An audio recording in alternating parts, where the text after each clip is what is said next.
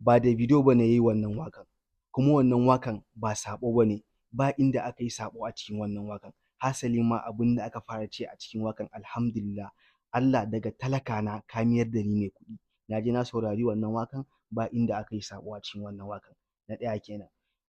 Kuma na biyu, wanda yayi wannan waƙan musulmi ne, bayarabe ne.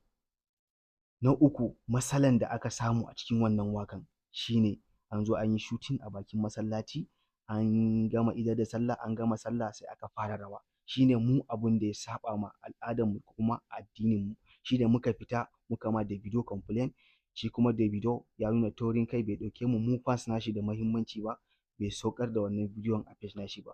Mu abun da za mu yi ɗaya ne, mu yi reporting nashi, mu yi unfollowing shi, mu yi blocking nashi. Ba wai mu zo mu haɗa, mu zo mu ci mutuncin gabaki ɗaya.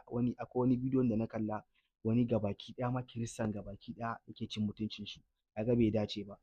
Mu dai in dai kaga abun nan, kawai ka zo ka yi unfollowing shi, ka yi report nashi, ka yi blocking nashi. Tunda mu fans nashi bai ɗauke mu da muhimmanci ba. Allah ya ƙara ɗaukaka addinin musulunci. Allah duk wanda zai kawo tashin hankali a cikin ƙasarmu, Allah ka ɓatar da shi. Allah ka ƙara ɗaukaka addinin musulunci. Ma'assalam. Ni ne bayani na, iya fahimta na kenan.